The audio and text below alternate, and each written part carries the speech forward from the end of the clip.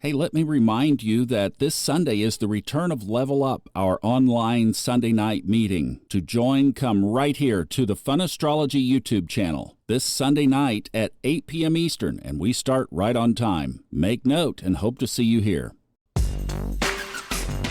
Welcome in to the Thursday edition, September 12th of the Fun Astrology Podcast. Thomas Miller, thank you so much for joining us.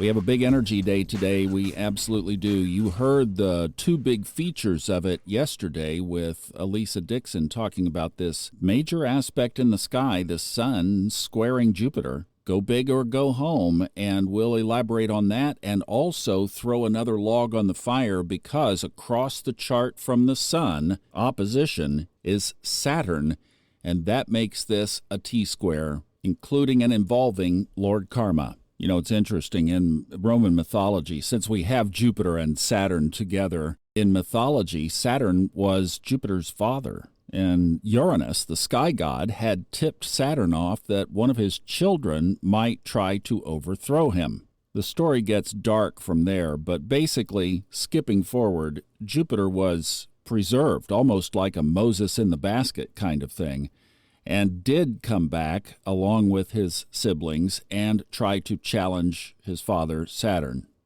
Different stories how it ended, but basically I think the most accepted one is that in mythology, I mean, it is what it is, right? But that there was a big battle that involved all of the siblings against their father. Well, we might have a little astrological reconstruction of that today because we have a square aspect, which is tension, continued tension between Saturn and Jupiter. One of the points that I would add to what Elisa said yesterday is that as we're looking at this communication that she mentioned, Jupiter being in the sign of Gemini, and it is at the peak of the T-square. So Jupiter really is the focal planet of this. Jupiter expands, go big or go home, as the theme was yesterday, and Jupiter communicating, and the sun is our life force, so it's about us communicating with our own self. And Saturn being in Pisces, where Neptune is as well, that I think the work of Neptune and Saturn in Pisces right now is focused on the truth. We're seeing it played out on numerous stages around us, but let's bring it in. Let's just focus on us. That's enough to worry about. That the truth within us, are we telling ourselves the truth? Are we looking at life realistically? I mean, let's put the three signs that are involved here together. So communication, Jupiter, we talked about that. The sun in Virgo, having everything in order, organization, symmetry, flow, the opposite basically of chaos. And then also Pisces, illusion, delusion, lies, deception, and spiritual redemption and intuition. See how all this fits together so incredibly well? So we are being asked by Saturn, Lord Karma, to stop. Saturn never moves fast. Take a look at ourselves. And just as Elisa said, the balance of Virgo says don't over-exaggerate what you believe about yourself, and also don't underappreciate what you say about yourself. Don't be too critical. And with that, come up with a good solid balance. There's one other point about this aspect too, and that is that Saturn and Jupiter conjoin each other. They come together in the sky every 20 years. It's known as the Great Conjunction. We had one last in December 2020. I will never forget that aspect. I was living in St. Augustine. That was my little beach time. And Chet and Christina, the guy that does all the videos, if you watch this on YouTube, thanks to Chet for that, because he does it all. And they had come to town, and we went to a pier in the Intercoastal and looked out to the west and saw Saturn and Jupiter up there. And I looked up, I remember, and said, what do you two have in store for us?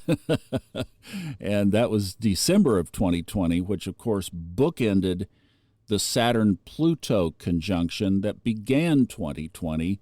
And now I measured it 8 days before COVID first appeared in the United States.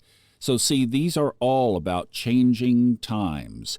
So in 2020, what was a conjunction between Saturn and Jupiter now is a square, and right on time in the 20-year cycle. And interesting to note that the next aspect of these two will be the trine, and it will be a fire trine in August of 2026. Saturn will be in Aries, and Jupiter will be in Leo. So the bottom line for today is this is a big aspect because it brings the sun right into it as well. Go big or go home, or watch out for over-aggrandizement, as somebody I used to work with would say, that you could get too big for your britches, as Elisa told us yesterday. Watch what you're telling yourself. Go in the bathroom, look in the mirror, and just square up with you, looking right into your own eyes. Is everything good? Hopefully it is. If not, Saturn and Jupiter, all about reconciling it and making it right. Square it up.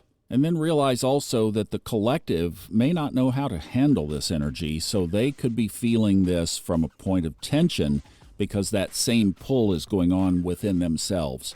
You know, we could spend an hour talking about this aspect. There is so much richness to it. Realize there is some tension. Realize there is some positive. Realize that for us, in our highest timeline path, what we are doing is we're overcoming that shadow of a lot of times we just tell ourselves a bunch of stuff. You could use all kinds of other words there. But yeah, we just make sure that the communication with you is high timeline communication and get yourself up on that Saturn high plane of spirituality. That's the place to be for this one. Climb the hill. It's worth it at the top. Have a great day, everybody. Back tomorrow with Kristin, and we're going to talk about the Moon Wobble 14 day, and then she's going to tackle a really big kite in the sky on Sunday. Have a good day. I'll see you back tomorrow. Bye-bye.